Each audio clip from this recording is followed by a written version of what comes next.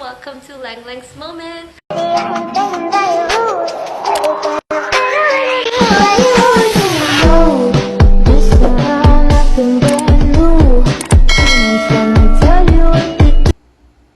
Hello everyone, this is Nurse Leng and welcome back to Leng-Leng's Moment. Bintay niya yan ah. Alright, so for today's video, we will be talking about CBT. In my two previous vlogs, we've talked about the overview of my UK journey and how to register with NMC. So for this vlog, we'll be focusing mainly on CBT. So again, I've divided it into 4 parts. How will you book your CBT? What is the passing score? How will you prepare for CBT? And how to check your result. So what is CBT? CBT is a computer-based test, which is one of the requirements of NMC for you to work as a nurse in UK. It's a 120 multiple choice question. May kodigo ako dito sa But as of August 2021, there has been some changes in the CBT, the test format, yung mga ganon. Ako kasi I took the CBT last June 24, 2021. So, meron lang dinagdag dun sa 120 multiple choice na test ng mga 10 items which are not graded, by the way. Okay, so to start, number 1, how to book your CBT. Of course, in my previous vlog, I've mentioned after you register with NMC, you will then receive an email confirmation stating that you're now ready to take your CBT or your authority to take test, the ATT.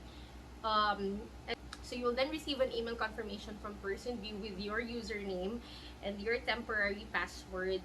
And from there, you'll just need to open the account and then set up an account, parang same din with NMC online, and then schedule your appointment hanggang sa hintay mo yung appointment and then hanggang sa mag-take ka ng exam. Okay, so once you receive an email confirmation, you need to go to wsr.personview.com and then you enter your details, create an account, and then how will you book ba? Kasi sa new CBT, there are 2 modules.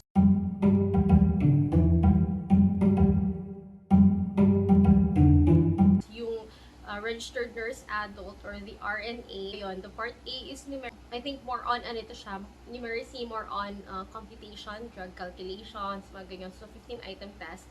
And part B is the clinical part. So which will be focusing more on situational. So in the Philippines, we only have 3 testing centers here for CBT. We have the MISNet Education Center in Cebu. So if you're familiar where Subutel is, that's in North Reclamation area near SM Cebu City. We have the MISNet Education in Makati. And then the last testing center in our Philippines is in Person Professional Center in Manila, also in Makati. When you book an appointment kasi with CBT, you will see the testing centers available. So you just need to choose which of the 3 kung saan mo preferred mag-take ng CBT. Unfortunately, wala pa sa Mindanao, wala pa sa Davao. So dun lang muna tayo. And then once you reach the page where you've chosen the testing venue or the venue, you need to choose your appointment date.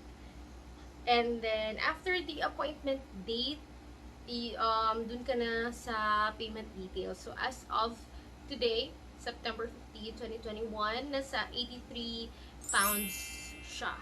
And after that, you will then receive an email confirmation once the payment went through. Go to the venue or the testing center, you just need to present your passport.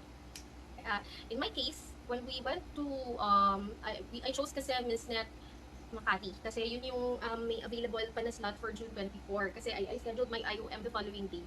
So when we went inside the building, they just asked for your passport kasi they have naman the file where they can check your details if totoo bang may appointment ka that day or something like that. And then afterwards, they will give you a key to your locker room, which is nasa side lang din ng parang counter area nila. And I suggest you bring a small bag lang, not necessarily a backpack, kasi maliit lang yung ano nila, yung mga locker rooms nila. Kasi you're not allowed to bring anything, ball pen. You just need to bring yourself inside the testing area. So after you deposited your things doon sa locker room nila, you just need to wait for your name to be called. Tapos para siyang internet cafe sa loob ng function room. So pagpasok mo dun sa testing room, may mga cubicle computers, tapos may headset. They will also provide you earplugs para kung maingay ka nakatabi, hindi mo marinig.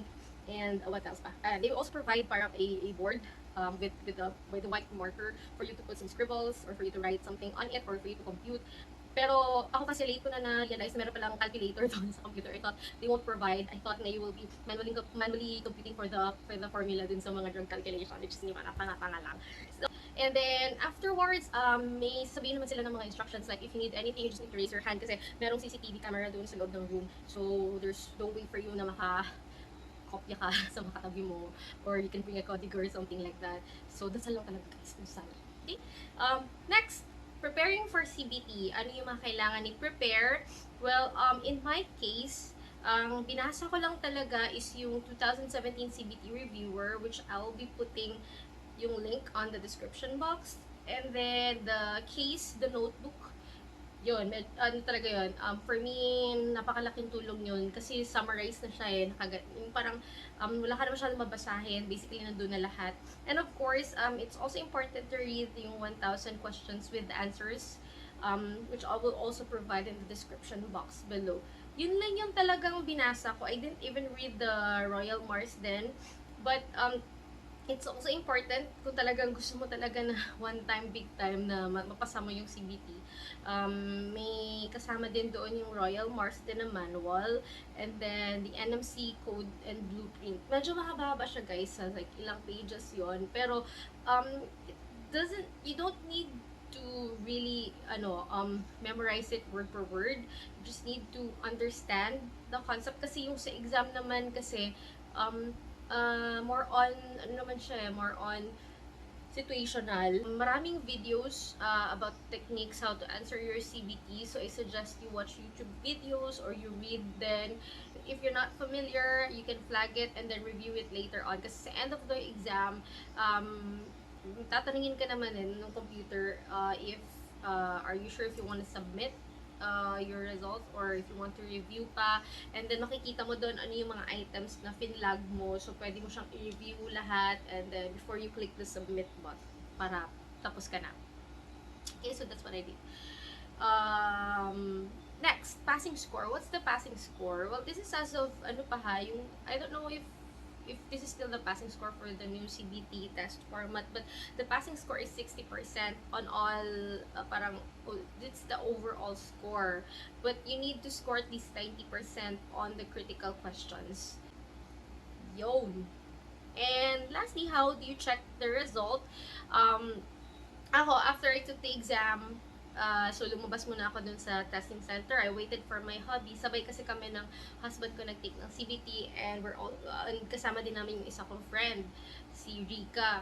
So ako yung nauna natapos. I think I finished the exam in 1 hour and 30 minutes. Kasama na dun yung review, no. So paglabas ko ng exam ng testing room, I returned the whiteboard and the whiteboard marker dun sa parang counter area nila, and then I asked for the key dun sa locker room, and then I got my bags. I waited for my husband dun sa may parang waiting lobby din nila, and then ang sabi kasi sa Pearson VUE, you will receive your result is 48 hours, no, they will send you an email or notification. Pero sa akin kasi I checked my Pearson VUE account agad after the exam, so siguro mga after 3 tries, so mga 15 minutes after I finished the exam, yun, pag check ko kaagad ng Pearson VUE, lumabas ka agad siya pa. Super saya ko talaga that time, kasi parang yun na yung last hurdle yung last exam na kailangan kong tapusin before I can apply for a visa. You won't tell you kung ilan yung score mo sa part A or sa yung total, yung overall score mo out of the 120 item test. And yung sa husband ko naman, after he finished the exam, siguro mga naka 5 tries siya bago lumabas yung exam na pass or fail. So yung pass din.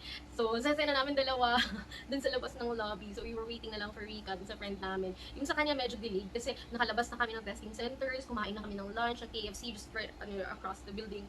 Tsaka pa lumabas yung result niya after namin kumain. So medyo delayed. Buti na lang pasado. So super happy namin tatlo that day. Parang imagine na lang kung isa sa amin nakapasa, diba? So parang hindi siya parang full-blown celebration. So salamat Lord. Thank you Lord. Ganon. So how will you check the result? Sa akin, I open my account. Again, you go to wsr.persevere.com. Log in your details. So, makikita mo doon sa exam history kung pass or fail. And then, after a while, siguro naman after 2 days, 3 days, nag-update na siya sa NMC account. So, you open also your NMC account and makikita mo doon sa CBT na part, may nakalagay doon na pass. So, yun yung nangyari sa amin. But, with the new NMC, with the new CBT ha, I think ngayon ang update as of August, medyo delayed yung pag-update ng NMC account mo online regarding sa CBT. So, yun yung parang wino-workout pa nila ngayon. But with your Pearson View account, you can actually check if you've passed or failed. Yan. So, yung sa new CBT, part A and B are taken together in a single setting. Pero yung results nila are parang computed separately. So, if ever you failed part A, you only need to receipt that test. Or if in other case, kung part B naman yung na-fail mo, so yun lang yung kailangan mo i-receipt.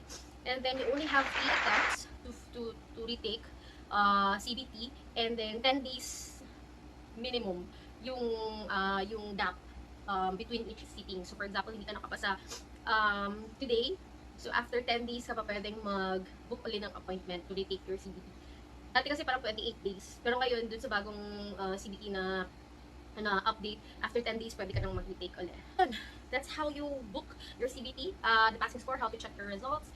And in my next vlog, we will then talk about OET. Kasi yun yung tinake ko, OET, which if you watched my first vlog, kinempare ko yung OET and IELTS. And sabi ko nga, mas advantage yung OET for nurses or for healthcare workers kasi more on focus siya sa healthcare setting compared sa IELTS, which is basic English, it will, yun, yung basic English yung talaga siya. Okay, so there you have it. If you have any questions, please comment down below. And if you have other topics, nursing topics, or any suggestions or mga updates pa kami bago pa yung update sa CBT, please put your comments down below as well para naman ma-update din tayo. Kasi ako hindi ako updated. Baka I did not do my research well. Yan! And again, if you're new with this vlog, please do like and subscribe. And please watch my next video again, which we'll be talking about OET. Alright, so there you have it. Thank you so much for watching. Again, this is Nurse Lang, and you're watching a Leng-Leng's Moment.